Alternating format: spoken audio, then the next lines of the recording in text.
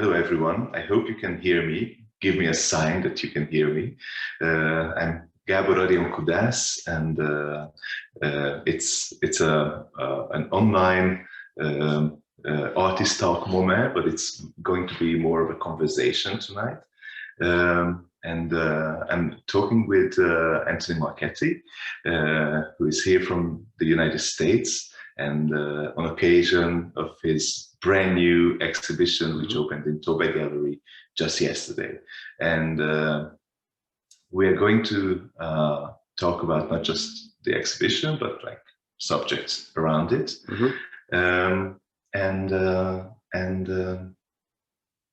Yeah, how do we know each other?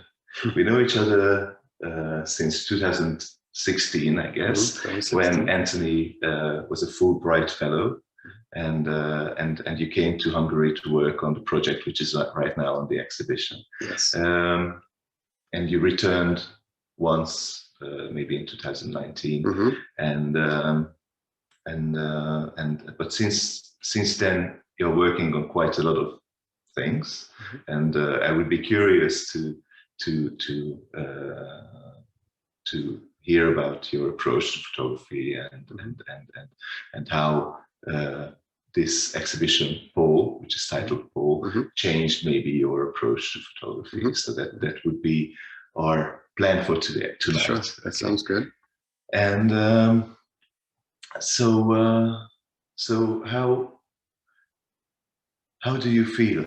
How do you feel here at the university? Right now we're sitting at MOME, and I was how to say, preparing you that I will ask you about your academic sure. experience. Can you? So when we met in 2016, as part of the Fulbright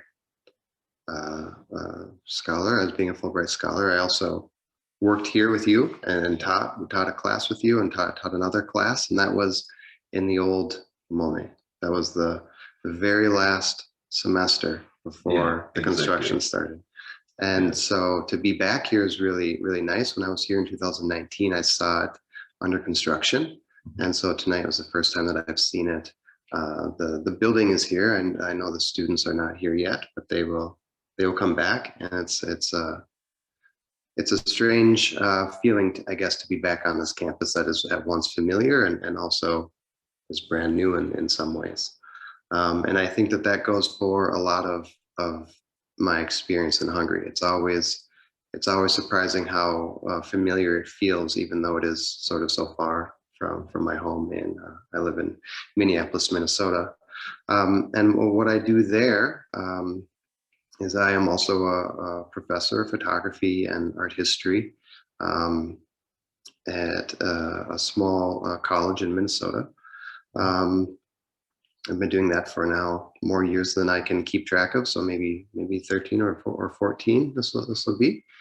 And it's different than MOME. It's not an art school. It's a more of a liberal arts college, following the American model of liberal arts education. So I am, of course, in the art department, and it is considered a fine art department. But we have painting and drawing and ceramics and glass blowing and photography and other sorts of things like that, all sort of mixed in. And so I would be the representative from photography. And when I was here last, I still, of course, had that job, but I was on something called sabbatical. So every 7th year, we are allowed to take a sabbatical, and where we research or do projects and things like that. And so I used my time and applied to be a Fulbright scholar to come back to Hungary. And I say back to Hungary because I have been coming since 2005. And I had started this current project that is at the TOBE Gallery starting in 2013. So I had been here, I think 3 times prior to the Fulbright period, which was the longest time. Those initial trips were maybe 2 weeks, 3 weeks at most, and by myself and with no real connection to, definitely not to any organizations or galleries or anything like that, just as a lone traveler trying to figure out the project, which I think is important to state in this talk, because as I think we'll see here when I show some things, the Fulbright was really made the project what it is today. And so the initial work was very preliminary. Okay, and so like as a teacher, it's very important or interesting for me. It's like you. So how do you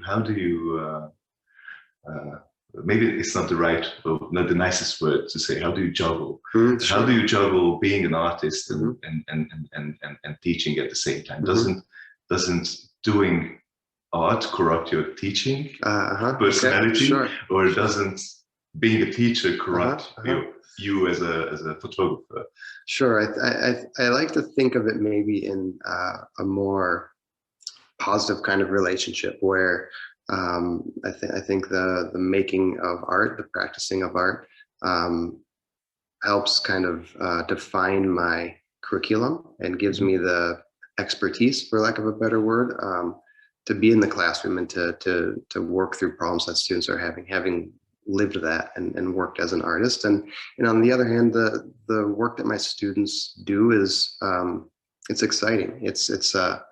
I won't go so far to say that's necessarily inspiring, doesn't change my work, but to see their interest in a medium gives me energy. And so that conversation with students is very different than the conversation with a curator or a fellow artist, colleague, or anybody else in the sort of professional art world. So those conversations are on a different level, definitely, and a lot of times they are repeated from student to student or class to class because they are maybe more introductory classes. But I think that these two things, making art and teaching art, feed off each other. And I don't think that I would ever be comfortable just making art or just teaching. I think that they are necessary. But to your question about juggling, that is of course something that is that can be a problem. It's tough to find all of the time. And so I think that I've found ways to work in very intense periods and then finding the ability to back away from that and leave the art practice alone for a while I focus maybe on teaching. And I think that it actually turns out to be better for me as a practicing artist. I don't think I could sustain a studio practice every day. I would like maybe a painter goes in and paints every day, or a photographer goes into the studio and works every day. I like to work very hard. It's all I'm doing, and then I like to stop. So because of the school schedule, it seems to work. And some of your work includes traveling, like Paul as well. So you need to get away from your everyday practice, everyday routines. I had a chance to see the first frame of your presentation, and maybe you are going to talk about it, but there's always, how to say, an important time, right? And so maybe if you could, maybe actually we could start your presentation, or we could start to look at your pictures. Yes. As I was kind of ruining the no, it's okay. No, the moment maybe. But so this is Paul is a very how to say, important personal. Sure. It's about your family, and it's about relations and also loss, and we can say all these words. So how did you find the time, or how did you come to the decision that this exhibition has to be now? Well, it's a tricky question, I know.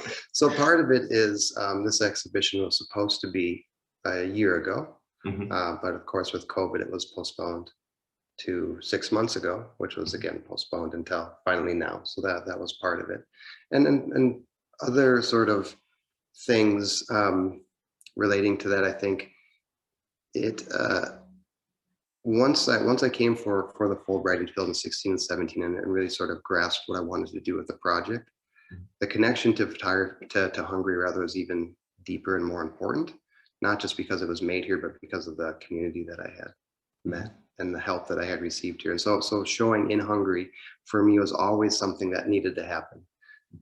from a conceptual standpoint, because the work is of and about Hungary, but also just from a very personal standpoint that it needs to be shared with a community that without that community, it wouldn't have become something. So that is sort of what I was hoping for all along. So it feels very celebratory in a certain way, but also as Ariane is alluding to, I think my grandmother, who is a part of this story, although the main character, so to speak, is Paul, my grandfather. Of course, my grandmother is in it, and if she's not in the photographs or in the overarching concept, she's of course in my head and in my heart. And she passed away just last year about this time. And so coming to Hungary now, sort of the first chance that I possibly can, just as it's starting to open up, very much feels like a kind of honor to her or a memorial to her. And so aside from the professional aspect of having an international solo exhibition and all of those things, it's also very personal. Just I'm thinking about my grandmother a lot, I guess, while I'm here. Mm-hmm. Yeah, this is what I was thinking actually. Mm-hmm. It's like in 2016 when you were working and you were making this project. Actually, I think our audience is very interested in what is Paul about. Sure, yes, really. we should probably talk about that. Yes, but probably this was somehow in maybe in the back of your head that your grandmother is aging and she was still around to ask questions.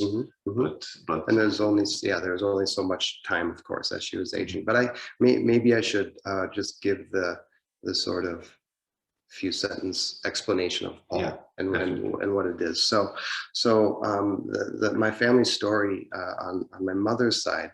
My last name is Marchetti, of course, which is very Italian. But on my mother's side, we're full Hungarian. And so my grandmother on that side lived in Szeged, Hungary, as a girl until she was maybe, let's say, 14 or so. And at the very end of World War II, her and her family left their home very suddenly, because as many Hungarian families had to, because the Russian army was approaching from the east, and they quickly became war refugees and left with what they could carry and bring, and walked and rode and walked and traveled across Hungary, across Austria, eventually to Munich, Germany. And that part of the story took 1.5 years or so, 15 months, let's say, to get to Munich. And they settled in a displaced persons camp in Munich. And they were there for a number of years. And in the displaced persons camp, my grandmother met and became engaged to a man named Paul. And my grandmother and her family received something called sponsorship to come to the United States. At that time, the U.S. was trying to pull war refugees from their current state, and they were pulling women and children. And so that fit for my grandma and her mother, my great grandmother, and the siblings. So they came very to the United States, and the idea was that Paul would eventually follow when sponsorship opened up to men or what have you. And on the travels across the ocean on the boat, my grandmother learned that she got very sick, and it wasn't seasickness. She was pregnant. She learned that she was pregnant, and when she came to the United States, she gave birth to my mother.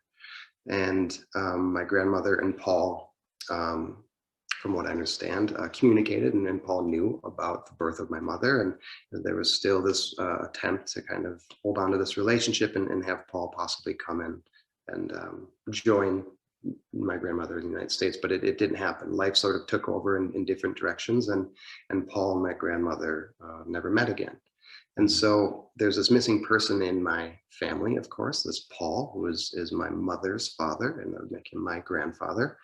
And I learned of him when I was a young adult, maybe 18 years old. My mother told me. It wasn't maybe too confusing to tell a young child or something, because my grandmother did remarry, and that's who I thought of as my grandfather, this man named Randall. But I would ask my grandmother about Paul, and she wouldn't really give me much information. It wasn't maybe that she was hiding something. She finally told me just a couple of years ago that it wasn't that I tried or willed to forget. I just didn't try to remember either. And so she sort of just let that dissipate from her memory, her time that she spent with Paul. And so there wasn't much information about this person. And so what I wanted to do was, if I wasn't going to know Paul or know of Paul or about Paul, and I wanted to create a photographic series that would fill in the blanks, not a fact-based documentary approach, but a narrative, so it's fiction-based, using photography to create my version of Paul, or even to just using photography, ask questions about it. Who was Paul? Was this Paul? What did Paul do? What did Paul look like? Things like that. Actually, I'm really curious to see how your grandmother looked like. Mm-hmm, I know that that's sure. Yes. So let's go. So in the we can bounce. We can move around some too if we have to. But so this is a photograph of my grandmother. Does that look? Can you see this? Okay. Yeah, okay, great. So I'm assuming everybody else can too. Yeah. So this is a photograph of my grandma. I think she's very, very beautiful. This was before I knew her, of course, but this was a photograph that I found at her house that I just photographed with my phone, of course. And like I said, I just want to start with that, just to sort of put her in the spotlight for a moment, because we will be talking primarily about my work and past work and current work and Paul, but just to throw it out there that she is very much circling in my like I said, in my head and my heart, and is very much a part of the inspiration and the reasons for working on this project.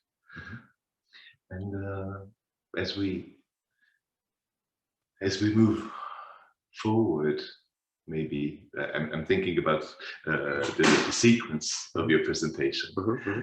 It's like, why is it important to tell personal stories, or stories that are important for you?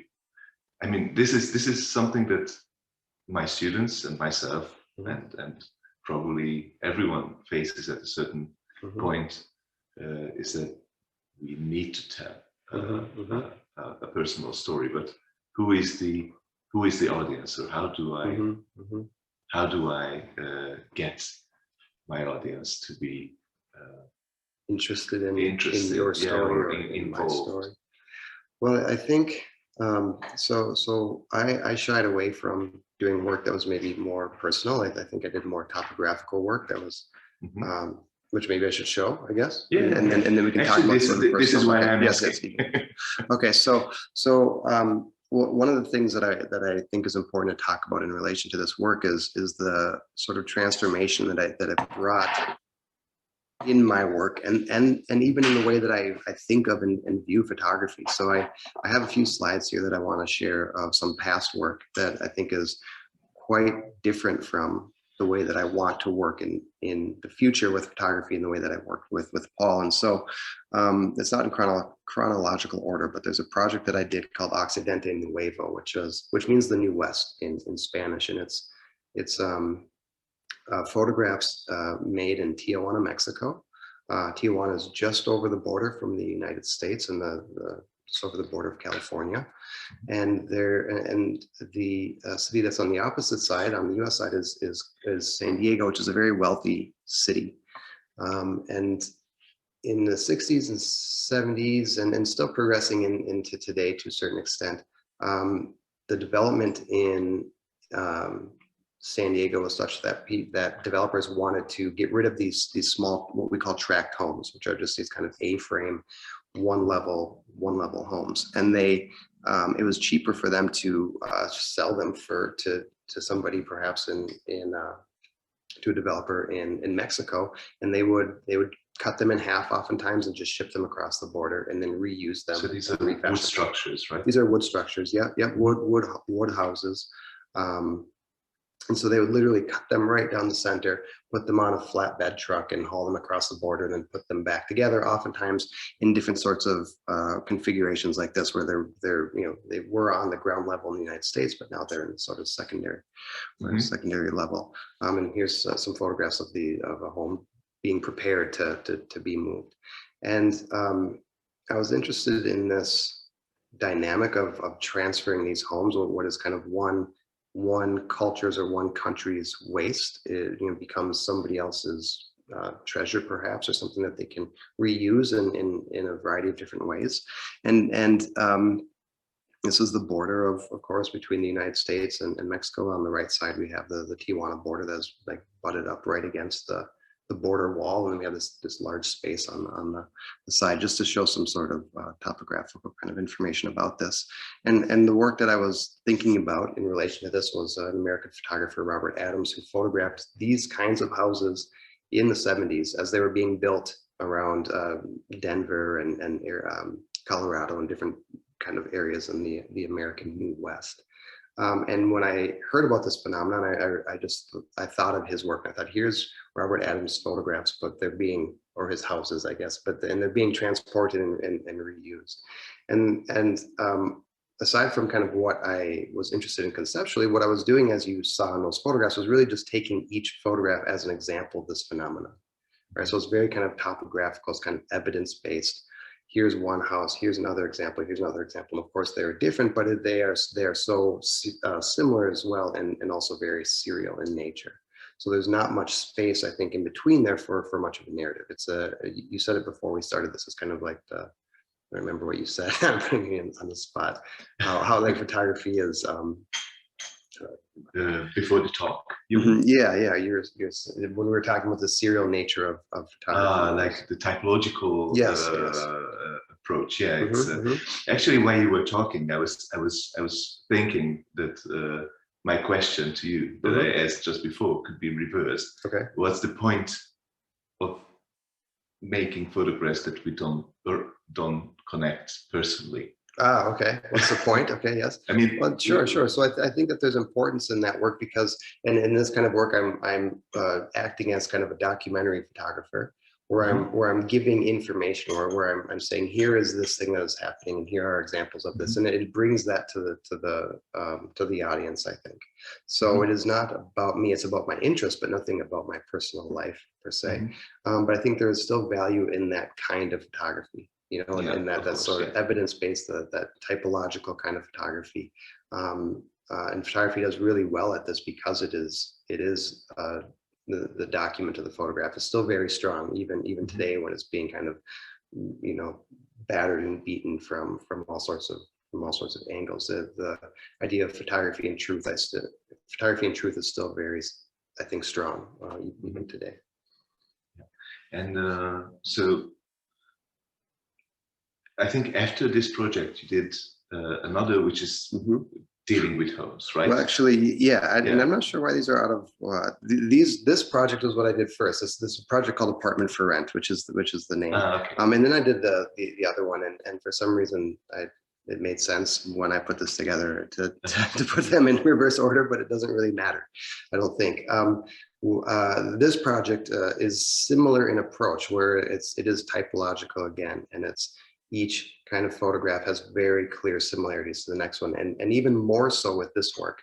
I'll talk about that, sort of the formal concerns here in a minute, but I was what's called in the United States a turn painter, which is just somebody, when an apartment is vacated, when somebody leaves, I would go in and I would paint it. So the walls would be white but scratched up, and I would make them white but no scratches. They would be, just whitewash the walls for the next person to come in. And so I was, and in this sliver of time in between, when one person left and one person, the new tenant or the new renter, came, I was able to see kind of what people were leaving behind. And so I made these photographs of these spaces and these white walls with the things that people had left, whether it's furniture or objects or what have you, or just things that were broken or anything. Am I correct if I have a very strong feeling that the project that you just showed me about the recycling of homes and this, they are basically about very, very similar thing, or a very similar experience, right? That this transition of home to home, or like very much, and also looking at a very specific kind of architecture in the United States, right? So if we look at these apartments, formally they are the whites of the walls and of the trim boards and of the carpets are the grays or the browns of the carpets are very similar. And it's this kind of prefab, very, what we would say, banal or ordinary kind of construction. And so then from that, the pieces like these stuffed birds become the focus and the unique aspect.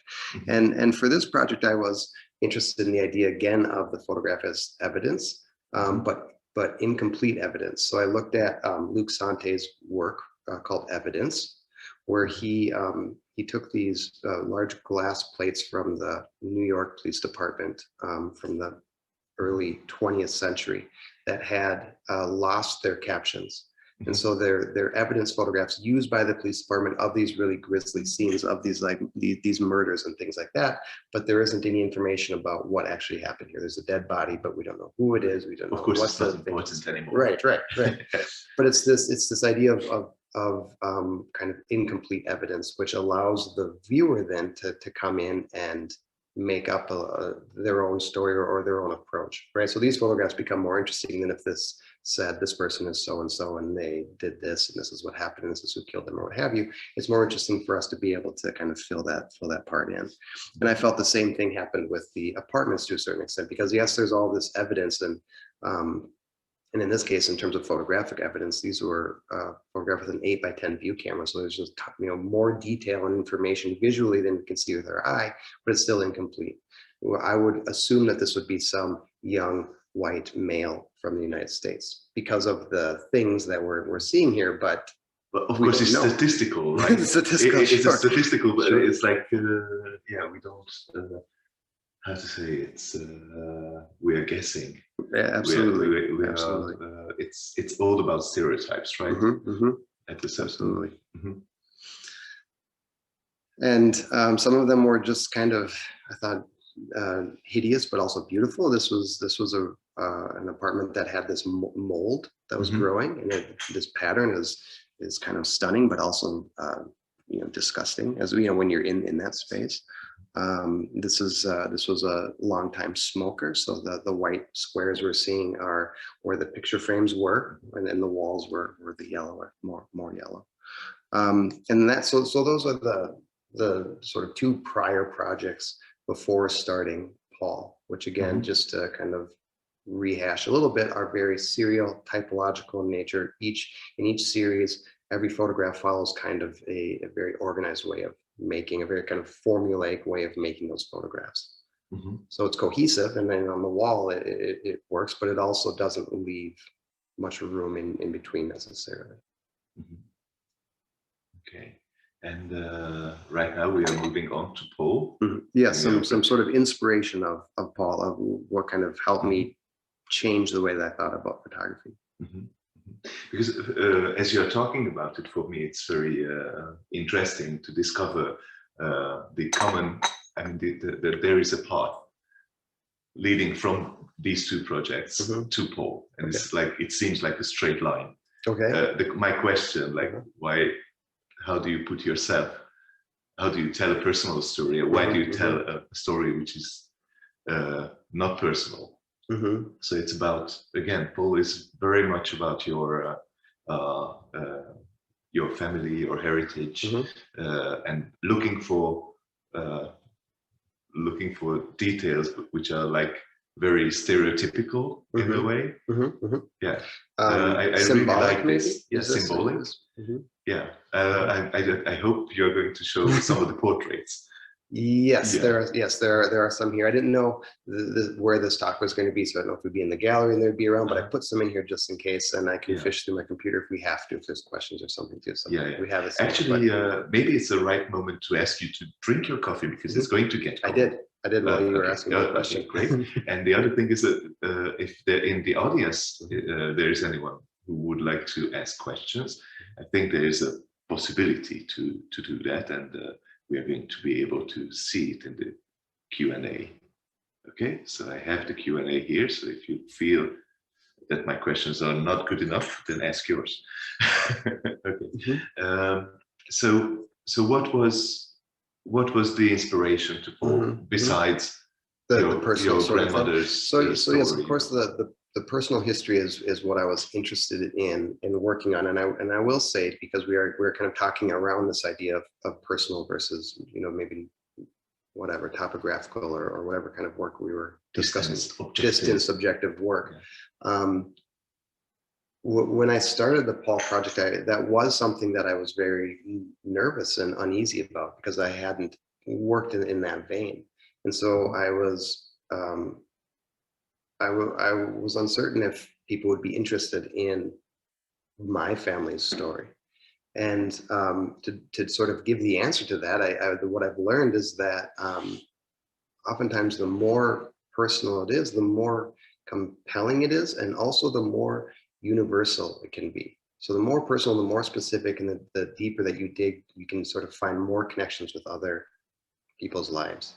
And so yes, this is about Paul, and it's about my grandmother and my specific family story. But the work, for example, at the opening yesterday, so many people talked about their stories in relation to this, or if it wasn't their story, somebody that they knew that story. And so, and so I think that we are not so unique, we are not so individual. We think maybe we think we are, but we have common stories, and we have shared stories, and we have stories, cultural stories as well. So the way that this work functions here is different than the way that the Paul work functions in the United States, because Hungary and the people of Hungary and the generations of Hungary have a shared common narrative. Not everything, but there's something there that you're all. You show this work in the States as well, right? Yeah, and I've talked about it a lot as well in the States, and so the conversations are different. And I'll talk about that, but let me get to the inspiration, and then we'll move into it. So here I am working as like a very serial photographer, and you know, one in a list of facts, as we've talked about, and then I came across this project by a UK photographer, I believe, named Nick Ballin, and he was photographing. I think his wife was living in Bolivia, or her family was in Bolivia. So he's traveling to Bolivia regularly. He became interested in the story about Butch Cassidy and the Sundance Kid, where these kind of American, real people, but they're also, there's a lot of myth and lore around them, who fled, were chased basically to Central and South America, and eventually were thought to have been killed there. And there's a town called San Vicente where they were supposedly killed and buried. And it's been shown that that isn't actually true, but this town still kind of holds onto that myth. And so Nick Ballin started making photographs around that, and he started to make photographs of objects that would maybe pertain to this story. So we have a bowler hat that is not Butch Cassidy or Sundance Kid's bowler hat, but it stands as a symbol of this sort of narrative. And so he went to this town in this area, and he made photographs about this story as if it were kind of playing with the idea of fact and fiction, that this took place here. Of course, this is modern day now, San Vicente, and his captions, you know, it says supposed, which sort of just means, you know, like maybe it's you know, gravestones of Butch Cassidy and the Sundance Kid. And I think some of the stronger photographs are the ones that are a little bit more open and less specific to a thing, but it's this canyon where you know, maybe these events took place when they were sort of traveling. And what I liked about this, and what I really gravitated towards, and I used it in my work as well, was this mix of landscape, but also objects and different ways that kind of try to answer a question or make a theme with different kinds of photographs. Remember, prior I was doing strictly interior photographs for one project, strictly landscapes with a house basically in the center for the other project. So even that, just like you can pull different kinds of photographs and put them together, was a step for me. It was hard for me to kind of figure that thing out. And then there was one other project that I was in the same vein that I really responded to, which was Christian Patterson's project called Red-Headed Peckerwood. And he and this is a story about the Fougat murderers, a young husband and wife who went on this killing rampage throughout the Midwest. There's a movie, Badlands, created by Terrence Malick. And it's a real story, but also one that has been kind of reenacted in ways again. So it's a very powerful kind of story. And what he did was he traveled this sort of route, and he started making photographs based on what he was thinking about in relation to this story. He's not photographing specific places, you know, where they were necessarily, where these murderers were, but he's photographing with that in mind, and he's making photographs that kind of allude to a violence or something like that. And again, I responded to the different kinds of photographs and the way that a photograph could create open-ended narrative. This is not this is called House at Night. It's not a house that where they visited or they stayed or anything like that. It's not documentary, but it has a certain presence, and put under this umbrella of this kind of story, then again, we're able to kind of enter into that and make up, fill in the pieces.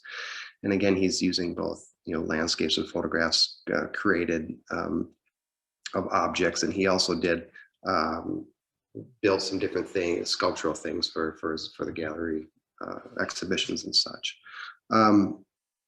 So that is, those two projects kind of led me to start this Paul project, or those are some things that I was thinking about. Should I keep going? I have questions. Sure. Always, but it's also good to listen to you.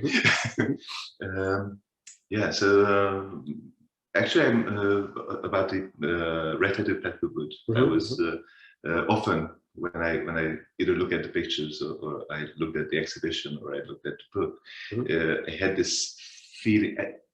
You know, I had this tendency not to go into the story, to look at the pictures, and you know, it's there's a different story coming out from the pictures than the actual story itself. It's kind of like when you are there's this aha moment when you read this story at the end, you know, and so were you interested in this fictionalization of your not your memories, but your grandmother's memories. So, or creating kind of like the equipment of a theater play around it. So how was this? That's very much staging. Right. That's very much how it was. I was interested in both those projects, just kind of in the device of the photograph. And the way that, you know, that, like we've talked about, like the photograph as a document, as this thing that we still think of, I think, at first glance as representing something that is real, and then using that to kind of subvert it and use that to make a fiction. Like, it wouldn't work to do this with painting. To do a series of paintings based on red-headed peckerwood or the other one, right? So that document is the important piece, and I guess that changed my frame of reference for what photography can be and what photography can do.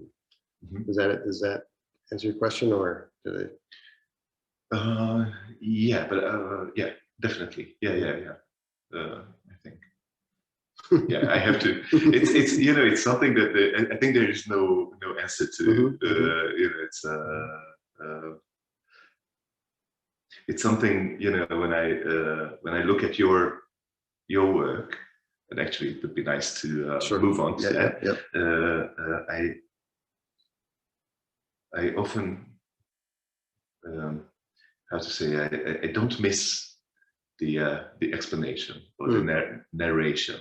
Okay, because it feels familiar. Okay, and then we can also talk about this. What is the difference between a Hungarian approach or a Hungarian person looking at this? So how does the meaning of the work change depending on the context in which it is presented?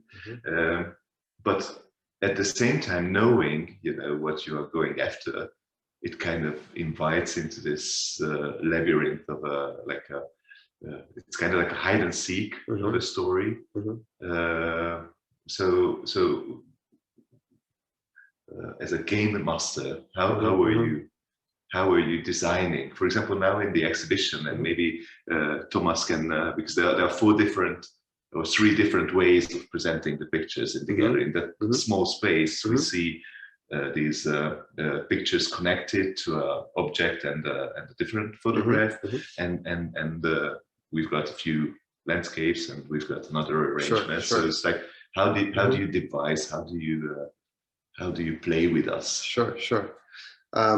So that will come in due time. I want to say one thing. I love it.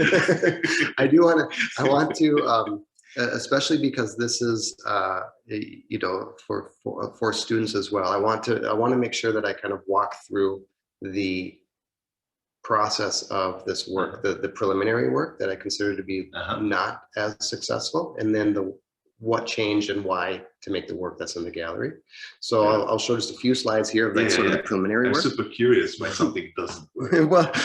So I'll explain my process a little bit. So after in 2013, I started coming to Hungary whenever I could. We talked about juggling school, and so whenever I could get a break from school, I would come on school break and summer holiday, stuff like that. And I had this story in my mind, and what I did was I started in Szeged, which is where my grandmother is, and I traveled the path just like Christian Patterson did for Red-Headed Peckerwood. And I thought about some themes that I was interested in, like shelter and how we see if we are on a path where we don't know what's behind us or what's in front of us. And so I made work that was kind of loosely based on some of those kind of themes. And I think that that's, maybe sets some of the groundwork for this project. So some of the very specific things that my grandmother or her sister and brother would tell me would be like a very difficult moment when they had to get over the last bridge over the Danube before it was destroyed, So here I am looking for bridges and making photographs kind of based on these very specific things. And it was, again, I was by myself in Hungary, in Austria, in Germany, and I wasn't connected to anybody there. I was making work very much as an outsider. And I think that the work is somewhat, again, distance in a way I like some parts of this work. I think that some of this work still functions as kind of laying the groundwork or laying the scene perhaps, but there's still a distance that I think that I surmounted or got past when it was time for the Fulbright. So this kind of work, again, the themes I was thinking about were really, what would it be like to be traveling, to be having this force behind you, pushing you onward. It's not like my grandmother ever saw the Russian army or anything, but there's this presence that's, ever pushing them on. What would it be like to be on the road, literally, and see around and try to maybe get up and see over a bend or over a hill? And what would it mean to sort of see, into a new space, or be not able to sort of, not where you're going, and also those themes of shelter, and that over the course of 3-4 trips, that really led to kind of somewhat of a dead end, where I wasn't really telling the story yet about Paul or even about my grandma. I was loosely, like I said, sort of setting the stage, and then I had to take a big break from this project. Because I got a museum commission in Minneapolis, where I had to, which I couldn't pass up, and they sent me to, there's these things in American museums, I don't know if they're in Hungarian, they're called period rooms. And what it is it's literally a room that's taken from a house, maybe a specific style of architecture from, we don't have such an old country, so let's say the 17th. Everything that is 50 years old is antique. Right. So from some kind of, a lot of homes are taken from, say, the South, just after the Civil War, and literally deconstructed and then put into the museum and reconstructed. And here's an example of a fill in the blank kind of house from this time period. And the museum, those spaces were feeling very dusty. They're just kind of not interesting anymore, and so they wanted me to reimagine something. So they sent me so I photographed those spaces in the museum and also where they were, the original sites, and then sort of made these kind of works that sandwich these things together in some way. So this was a building in Boston, and this room, I'm kind of remembering now because this work, it seems a while ago. This specific room had this really ornate hand-painted Chinese wallpaper on it in the museum. And so then I draped it across where the actual building was digitally, of course. This room was a very well-known American designer named John Bradstreet, and sort of combining some pieces of the museum parts into the structure. Okay, so this is a composite image. Composite image. Okay. And then one room, called the Connecticut room, was the house was lost because they built a reservoir. And so I sort of unearthed the wall from there. And so taking a big break from the Paul project, this also kind of lended itself to me thinking again about this mix of document and fiction and create and sort of past and present, and bringing these kind of things together and being able to do that in a singular image. And then I was able to come for the Fulbright, which was in 2016. I was able to stay here for 6 full months. And I remember conversations even with you, Ariane. I remember exactly where we were about some ideas that I had for this project. And I determined that I wanted to photograph old Hungarian men. There's no photographs of Paul, but I want to make photographs of men who would be Paul's age if he were still alive. And so one piece of the project was this. And when working, it's casting, really. Yes, it's casting. And so I was asking everybody, do you have any old Hungarian men for me to photograph? And friends that I would meet in Fulbright, or you, or I had assistants from MOME that would help me locate. And in this way, I was able to give a face or faces to Paul. I was able to have multiple images of Paul, and then there's as sort of a subset of the work, there's a dozen or so maybe of these, maybe 15 of these portraits, and then at TOBE there's 3 individual ones. I have 3 of them, sort of 2 of them here, but there's three more. And so that felt like a breakthrough. I wasn't relying so much on finding a location or finding something in the real world that was going to serve my purpose. I was maybe not forcing, but I was making the photograph. I was making it what I needed it to be for this story, right? Which is different from maybe taking and making. It's slight difference. A question regarding the portrait. So I'm sorry, I always stop you in the perfect flow. Okay, but. Did you when you were taking the portraits, or when you were making the portraits, were you how to say rejecting portraits that you either had a meeting with someone and decided not to do it, or did you when you took the portraits decided that it's not the person, or or were you more open? I was open. Anybody who was available, I would photograph, and it was fairly difficult to find people to photograph. People were very why, and there were they wanted to know lots of questions. So I didn't get a lot of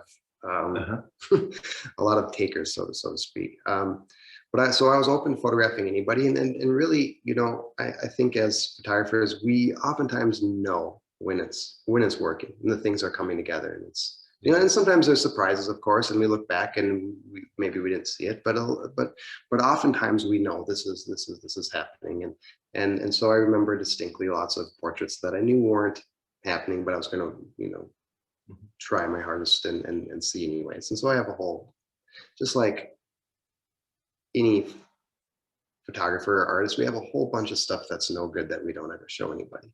Right? I mean, I think it's important for students to understand that, right? You see an exhibition, say at TOBE, and there's 18 photographs, and it feels very, to me, refined and cohesive and a very strong statement. But behind that, there's just work and years of building up to that gets left behind. Yeah, I wanted to, at a certain point, I wanted to ask you about this, the arch in time, but then you will say in due course. We're going to get to that. So. To go through I have a couple more examples of some of the stuff that's in the exhibition here. So another thing I did was I went to FOT. Is that pronounced correctly? FOT, yeah. FOT, yeah. Where they have some of the film studios, and they have a huge warehouse there of clothing and other props from decades ago, and I found clothing items that matched the clothes in the very few photographs that we have of Paul. We have 3 family photographs, let's say, and his coat in one of them, his pants, a scarf in another. And I photographed those in a very kind of evidence-based way, as again, this is Paul's coat, or this is Paul's scarf. And so these things are not Paul's coat and not Paul's scarf in reality, but in the exhibition they serve to sort of bring that story forward. Right? It really feels like making a movie or preparing for a movie. Well, it was even at actually at the movie studio. I went directly to it. And then I also another part of the exhibition is these objects that I started again to stage and photograph that became part of this story. And some of them relate directly to Paul, and some of them relate to sort of made up narrative. And for example, I had a friend who was a fellow Fulbrighter, and she had this postcard, an American postcard, where she liked the image on the front, but it was maybe from a past lover or something, and so she blacked it out because she wanted to keep that. And I thought, oh, that's interesting that someone would do that, and I will now do that. And so I went and found postcards from here, of course, old ones. And I had my friend black it out because I was too nervous to handle the paint, because I'm not a painter, I'm strictly a photographer, and then photographed it as if these were part of this story. You know, Paul's postcards perhaps that were sent to my grandmother or what have you.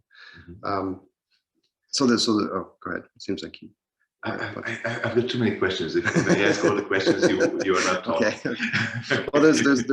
But there is a question. You mentioned the few photographs that you have of Paul. Yes. And but of course, the entire work is digested and reshot or reset or staged. But was there a point when you were thinking that you're going to use these archive photographs? Sure. So, and why did you let it go? Sure. So I didn't entirely let it go, but I did. Any sort of papers that we had, the deed to the house in Szeged, you know, and some information about Paul that we were able to obtain. I kept those and scanned them and made huge files of them just in case I needed them for something. And I think that there is, you know, I never want to say that this project is completely over. Maybe there's a space for that somewhere, but the way that I use the documents so far is we have 3 just 4x4 snapshots of Paul, and Paul and my grandmother, and those are the visual evidence of Paul. That's how I know what he looks like, the clothes that he wore and things like that. And so early in the project, actually, I worked with those and looked at them individually and scanned them and looked, you know, made them very nice or big or small or what have you. And then I put them all together, just sandwiched them all together, layering them, and called it every Paul. It's every photograph we have of Paul, because that information, however you take it, is so limited in a way, and it's so small. And here all of it is in this one thing. This is all of the information of Paul. And so I use the document in that way, almost like it's a comment on the idea of the document itself. It doesn't really give us anything, right? It if anything, maybe it obscures things. So that is the way that I was comfortable using the actual pieces of real information that we have from Paul, from the story. And then the rest, like you say, is created, staged, built. And I think this is the last photograph that I included from the actual exhibition. So the exhibition has the portraits, and it has the photographs of the clothing, kind of alternating in a small kind of corner, as Kinga, the curator, and Thomas and Bea have said, kind of like a book, almost like they're sandwiched into a corner, and then a smattering of the objects in one area. And what actually we can see in the little index image behind Thomas's head, right? And then still a series of landscapes as well that are still important, that kind of provide the context for me in the environments and help kind of build this narrative. They're less specific to maybe this. And are you comfortable if someone doesn't get the story or doesn't? I mean, does it bother you? No. I think if anything, I would hope that it wouldn't be so much about my story, that they would be able to come and not care about me or Paul or my grandmother and still respond to the work. And I think that when we're talking about personal work and can we make it, should we make it? I think we should, and I think it's important for it to work in a way that becomes somewhat universal. And so this is a story that is common to people all over the world. Migration immigration is a story from the beginning of humankind, right? The moving forward around of humans. Or even before. Sure, absolutely. And so in that way, I think a very specific story about one person's family can open up themes about other people's stories or about entire cultures' stories, perhaps. And I think that leads maybe into something that would be worth talking about, which is the difference between how this work is received or even presented in Hungary versus the United States. And one big piece of this project that I included, that I made lots and lots of photographs of and about, that was sort of left on the cutting room floor, so to speak, for the TOBE exhibition, are photographs of Russian architecture, Russian monuments, and also photographs of things that have to do with war and violence and guns and things like that. And as an American photographer living in the United States, these kinds of photographs were told me a certain kind of story, and an American audience, I think, responds to these maybe differently than a Hungarian audience would, because we are not familiar with this, right? And this is not common. And also, if we're thinking about the World War, which is the sort of the reason my grandmother left, we don't feel it the way that Europeans would. Americans have never fought a war on their own soil, aside from the Civil War, which feels so long ago that we don't feel it. So we don't have that same kind of sense of place built into our underlying structure of our communities and our culture. And so when telling this story to an American audience, that seems to be a piece that is maybe necessary, or at least somewhat important to kind of to talk about. And so when I was here, my cousins actually had unearthed these kind of guns from World War II that they found around their hills, Pilsen Crest and Pomas and such. And so I reburied them and rephotographed them and trying to create some sort of symbol of violence. This is what sent my grandmother and her family and refugees was this violence. But of course, that is so well known here that it isn't something that is necessary. And whenever they build a house, they find right. Yeah. And so it's very exotic to me and to us, and it's very unique, right? And so I think it was a very good decision by Kinga and by Thomas and Bea when they were sifting through the photographs to leave that behind, because it's unnecessary, I think, in the telling of this story.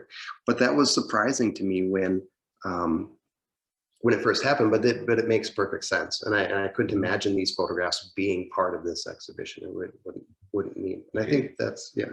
So in this context, these images are actually with us. They're with here. me, yes. Yeah. They don't need to be told. It's like, hitting over the head with a hammer or something. It's just too much. So it's, so, but I that was just something else that I thought was worth talking about, because it was something I learned that different audiences will have a different reaction to work, and there'll be maybe different parts that they respond to or need or don't need in this case. Yeah, and I think it's a very important thing to learn as an artist, how to adapt your work or to different audiences and how to calculate the presence of the audience, or what the audience is knowing about the work. And actually this allows us to move on to your current work, which is, from our point of view, is a very, very strange thing right now. And I think it's very how to say, not simplistic, it's we see it black and white, probably. And can you tell a little bit about the story? Sure. First, I want to preface it again. This isn't, going back to the idea of like a refined exhibition or book or something that you see from a working artist, how there's so much behind that. Well, what I'm about to show the people and the students is the pieces that will probably be on the cutting room floor by the time the project is done. This is a extremely unresolved project. It's the very kind of starting point. I see parallels to where I was when I was working with Paul before Fulbright, where I was, I was hitting a wall. I'm interested in this. There's something going on here, but I don't have the formula, or I don't have the pieces that I need. So just as a preface, this doesn't go beyond. Okay, just a question to keep you from going forward. Sure. Okay, is it so that what does time do? What does time do? Yeah, in your, with Paul, you spent I don't know, 6-7 years, or yes, I did. Yeah, and if we calculate this exhibition now as it is, you learn something new, or it has a new face. So what can we formulate? Like what? Okay, so I think what changes? A couple things. I think it should. First of all, I want to point out to students that you have to work. You have to keep working, and that your students and my students and anybody in schools in a really unique time where they have to work. You give them assignments, or they self-assign or whatever, but they absolutely have to. And that can really help you push through these stages where you don't know the answer, right? And that is something that when you leave school, and also coupled with that, you are there to talk to them and to guide them and to push them and to, tell them their photographs are this or that or whatever. And all of that creates quite quick progress, I think, in work. And that's something that you have in this condensed time of being in school. And it's something that I would urge all the students to recognize, that it will go away someday, and you'll be on your own. And you'll be making work, and yes, you'll have friends or colleagues, but you're not going to have that same kind of really intense time of working, right? So as a working artist now, by myself, but I have conversations with people. What do you think about this? What do you think about this? But it's not the same way. So the amount of time sometimes that it takes gets drawn out. So that's one thing about time. The other thing that I would say is when I was in graduate school, my advisor told me something I didn't want to hear at the time, which was that if you're making good work, it's going to be hard. So making good work is hard. It's a struggle, and if the work you're making is easy, then it's not good work. And I didn't want to think that. I thought that sounds awful. I want it both ways. I want to make good work, but I don't want to suffer through it, right? Yeah. And actually, the work that I was making in graduate school, that apartment project, was successful in a conventional sense, that it garnered shows and even a museum collection, and so it was successful to a certain point. But it was also not so hard for me. I arrived at the solution relatively easy. So I thought, he doesn't. No, he's not. Maybe that's not true. Then I came to Paul, and I reached that point where I was like, oh, this is really hard. But getting past that, I think, made my work stronger than any past projects. And now I fully believe that if you are making really good work, that is, that has meaning, that can reach to different audiences, can have important concepts explored, that challenges you, then it's going to be hard. So that's something else I would tell your students, is that if it's hard, it's supposed to be, and to keep going, because that is where things become important. That's where things become good. Yeah, and also because of the struggle, you have to lose so many things. I mean, it costs you and that makes it more valuable. This is something what I experience in my work quite a lot. And so it's a process of suffering sometimes, but it's also a process of discovery. You know, it's worth the fight, I guess. Yeah. So right now I'm fighting is what I'm doing. So just a little bit of backstory. I had been traveling, you know, to Tijuana to work. I've been traveling here to work, and now I have a son who's now 4 years old as of a couple of weeks, and it's harder for me to travel everywhere.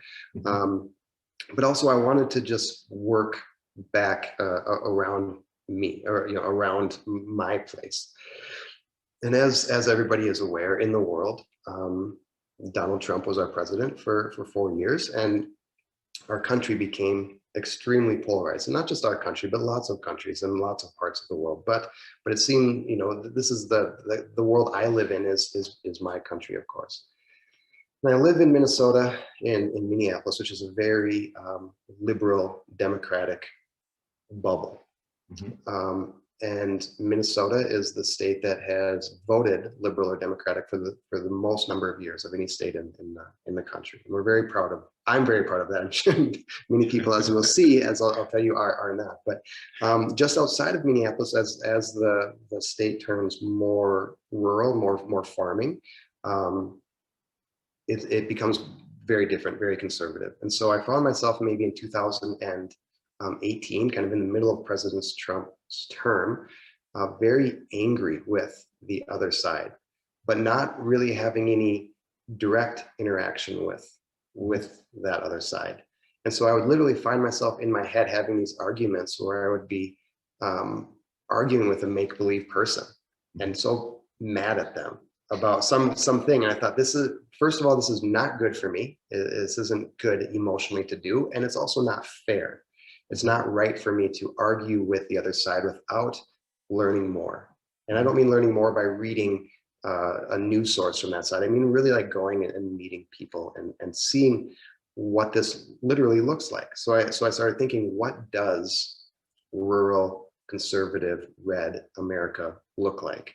And I wasn't interested in the I mean, I didn't want to recreate the photographs that are made at, say, a political rally or something like that are very in your face and sort of dramatic in a way. I wanted to see what this space looked like. So what I did was very similar to how I started the Paul Project, and I traveled to this county, which is called Morrison County. It's right in the middle of the state of Minnesota, and it's the county that voted the most overwhelmingly for Trump. So something like 82 or 3% for Trump, which is the exact opposite of Minneapolis.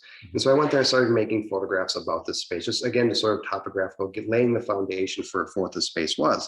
And it's very beautiful in some ways. It's very pastoral, as I've said.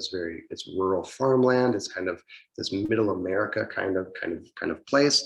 And so I have a whole slew of these images that it's sort of quiet and in some ways pristine. So there's these things that I was drawn to, and I was seeing this sort of value throughout the seasons. I'm not exactly sure what else I've actually included in here, so it's a surprise for me too. I also started kind of trying to dissect a little bit about why the history of Morrison County, why it's there. And it's on the Mississippi River, which is the biggest river in the United States, and it's there because of logging. And then so I started, photographing. Yes. I just wanted to point out something about this picture. This photograph really reminds me of that one picture from the beginning of Paul that you showed, this wall of logs, and it's like kind of like you are doing the same image in a different story. It's kind of that's really interesting, and also not just the same image, but also a similar process, right? You just going there and looking with the camera and making work about this space, and at the beginning, it's very exciting because I'm photographing these, this small town America, those kind of iconic places sometimes, and some of the photographs I respond to, but there's nothing at stake. there, you know, at that point when you're starting, it's like everything is okay because I'm just starting. But now I'm at the point where I'm not just starting anymore. So it's, you know, I can't keep saying that. I can't. But then I also started looking at some of the symbols of things that I was seeing there, and you know, the flags or the Trump signs or the lots of kind of closed off, do not enter kinds of dog on premises kinds of things. Of course, the Trump kind of what have you, but knowing that I don't want it to be about just Trump, right? I don't know what I want it to be about yet necessarily, but I know that I don't want it to be those kinds of cliched images that we see and that you've seen and the world has seen. I know that it's a very deeply religious region, which is different from where I live, where of course there's people who are religious, but it's not. Is it called the Bible Belt? No, the Bible Belt is in the south from us. Southern. Yeah. Okay. So Minnesota, for those who don't know, it borders Canada, right? Yeah. So it's way up there. But there is a distinct, in this specific area, distinct German and Christian kind of importance, and it's important to the residents there because they see any sort of a threat to that, or they've been told that there's a threat to that way of life, and that's one thing that they're kind of fighting against. And then I also made images. Again, I think this is similar to an image I would make when I was in Hungary, but also trying to find kind of this undercurrent of something that I felt there, which was also this unease, or this not necessarily violence, but just kind of I guess unease would be the word that it would serve the purpose. And I think that photograph like this maybe serves that the best, where it's these are Christmas, you know, holiday lights, but to me it's just like that's not what it said. This photograph doesn't say the words that it's a perfect color for a horror movie. right exactly. And so I've spent the last so it's easy for me to go there. It's maybe 100 miles away or so, 100 whatever that is, 50 kilometers or whatever, but it's not 100 miles would be more 150 kilometers, right? Yeah, I guess 170 something. Okay, something like that. So it's easy. That is not far in the United States. That's a short drive, and I can go and stay there. And I also have started meeting with not started, but I've met with a lot of people there, and I've met with the person that had the Trump bus, and consider him now to be a friend. And I go and I see him every time I'm there, and we talk. We don't understand each other per se, but I'm meeting with people. So I'm also making portraits of people up there, and again, it's as undefined at this point as the landscape work. It all seems sort of topographical, but I'm showing it because, well, you asked me to, but also because I think it's important, especially for students, to see the behind the scenes, to see when an artist is not yet sure of the work, kind of what's behind it.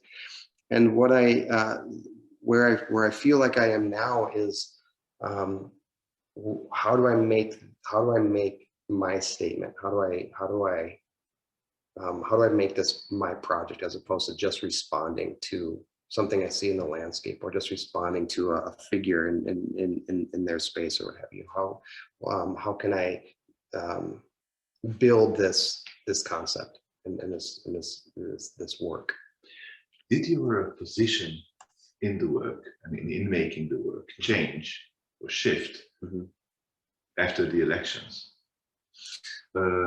Because kind of, I mean, I can really understand the this monologue that you had in your head as a inspiration, but now probably so now the monologue becomes kind of pointless, or I don't know. Well, if it does. Maybe you'd be surprised that this is still as deeply rooted in our country, and these divides are still absolutely present, if not getting more so and more entrenched. And already there was this man right here worked at this stand that sold Trump things just prior to the election. Already that went away once Trump was not reelected, and now it's back. I've just seen it, somebody that I know their photograph, but now it's back and bigger, Trump 2024. So it is very much a even bigger oscillation of and a bigger divide between the groups. And so the issue, I wondered, does this project end because if Trump doesn't get elected, does it go away. And the issues are still there, and the divide is still there. And it's not just about Trump, it's about conservative or progressive, it's about urban versus rural. It's about these different kinds of dichotomies and differences between groups of people. And even without Trump, it's just as much there, if not even more so. I think that the Trump supporters that I know are feeling wounded and are pulling back, but looking for their next sort of move or something like that. And your presence, so your approach there as a from your words, I understand that you don't agree with the correct. I can say that very clearly. Yeah. So it's like, how do you, because I really don't feel that there is although sometimes in your words I feel that there is a judgment about about what we see, but the photographs themselves, they don't sound like, or they don't feel like judgments. So how do you, is it a deliberate something that you want to do when you're photographing, that you're not doing yet, or pushing pushing them, and so like look, here are the negative examples, whatever. Yeah, so I'm not, I'm not, I don't want to, I'm trying to be open, and I don't want to say I'm trying to be neutral, because I think that's probably impossible, but I'm trying to be open, and I'm trying to be respectful as a way to sort of build some kind of bridge between, and then again, this goes to my personal interest in the project and kind of this thing that's happening in the world. I want to understand, and I don't want to just dislike or hate or push away. And I also feel that I have to be, that I owe the people that I'm photographing, I owe them my respect, and that I can't take their time and talk with them and nod my head and then turn around and show them as horrible or something, right? So I have a certain, what is the word? Responsibility, I think, while I'm there. And so I'm very open when I'm there talking about, my interests and my beliefs, and that's different from theirs. But I also am very open about wanting to bridge that divide and find some sort of commonality, if possible. I was thinking about, is there a photographer who comes from that background, photographing in Minneapolis? Kind of like what is the reverse of this, or maybe to put it as a question towards you, not towards the fictional photographer, is that how does this dialogue, or how does it balance, balancing out in the series, or is it intention right at the moment? That's interesting. So if I'm understanding you, it's right now it's one-sided to a certain extent. Yeah. So I don't know. I'm just I'm in the easy position of just asking questions. But yeah. So it's I'm really curious how you are trying to be, or I can feel that you're respectful and you're attentive, right, towards them, towards your subjects. But of course, I can't forget your starting point, like this monologue that you are doing, and it's frustration, and I think it's kind of like, how does that monologue come into the images, and how do the images depict your own truth, if we want? Absolutely. Yeah, that's honestly what you're saying about like another photographer from that belief system or what have you, is, I hadn't ever thought about that, but it's really interesting, and it has me now thinking differently. I don't have an answer, but it sparked something in my mind maybe there's a way for the project to have both sides, instead of being an examination of this thing that is different and that I don't understand. Maybe there's a way, if I am talking about it as being a bridge, maybe I'm not necessarily a bridge just by making it. Maybe the bridge has to be in the work as well, right? I was, this as a Hungarian, we are the bad guys in the EU. Oh, I know. Okay, and sometimes I see projects that German or even American photographers do here, and they are kind of like an observation of what is going on here. And it's, as a Hungarian, it feels a little bit offensive, even though it's respectful and attentive. Attentive, I'm not sure if that's the right word, like affectionate, maybe. Okay, sure. Okay. Compassionate with the noble person who lives in Hungary and has to suffer all these foreign politics and all that. But at the same time, I'm offended a little bit. Sure. Because I'm the mouse in the cage, sort of, and that actually this thought made me ask you this question. So yeah, those are, and I do, when I'm up there, I'm conscious of that I do feel very much like an outsider, and that I'm coming into this space, and I'm very appreciative of the generosity of someone spending time with me and things like that. But yeah, I don't know that that's enough. That just like you say, just to be compassionate. I still very much feel, regardless of the relationships that I've built, I still very much feel that I'm going and pulling from, right? And then going back home, and then I go and I pull something else. And so finding a way to change that relationship, I think is necessary for the work. And I have no idea what that will be, but I think that that's a critique of the work that is valid and important, or sort of how to get past that. So it's not like you're saying, so it's not that I'm looking at this sort of like you said, like a mouse in the cage, right? Because we can be really respectful and we can say all the right words about our subjects, but we are getting back to the idea of taking. We are taking something from the subject. So yeah, this outsider insider problem, yeah, I think it's a very important element. And it was there in the Tijuana work, and it was it presented itself for me as a roadblock in the Hungarian work, and now as we're talking, I'm seeing it as an issue in this work as well. And just spending time with the community does not necessarily. Okay, I don't have answers. Yeah, no. I'm really happy that you asked that question, though. I think it's an astute observation that is really meaningful. Yeah.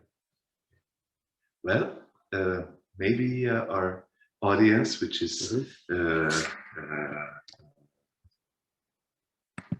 you have questions. I don't know. I'm looking at the Q&A. If there is no question or no one raises the hands, or I don't know what you can do here, then I would like to thank. If there are no questions, it's typical Hungarian, I think.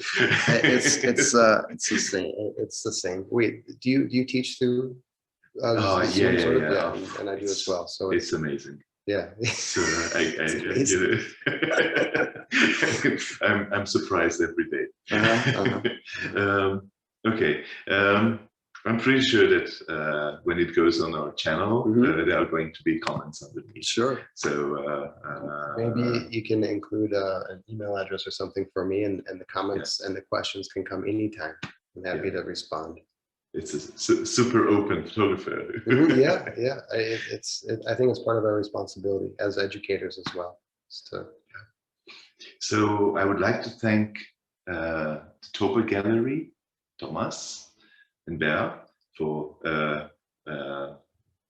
bringing you here, and also for proposing to have this conversation tonight. And I really would like to thank you for your honest and, Sure. and deep answers. And I really enjoyed the conversation. I did too. I would like to continue it as soon as we turn this off. Yes, absolutely. thank you as well. Thank you to the TOBE Gallery, of course. It's such an honor to be here and sharing this work. And thanks to the audience and to you, Ariane. You've always been such a good colleague and friend. And I miss working with you when we are so far you apart. You have to move here. Okay, so guys, the exhibition is open until July, right? Yep, very first part of July, Yeah. 3rd maybe. There's a 3rd of July. 3rd. There's a guided tour on Saturday at 5 p.m. 5 p.m. So if you missed the opening, then I will talk about the work there, and please come. Okay. So we will definitely be present. okay, very good. Before, or after, or during. Sure. Okay. So thank you very much again, and thank you for our audience that they were here and they are listening to this conversation. And I don't know what's going to be the next artist talk here, but we'll keep you updated. So everyone, thank you very much. Thank you. And actually, we are here in the same room. It's socially distanced. Yeah, socially distanced. Okay. Okay. Bye, guys. Bye, everyone.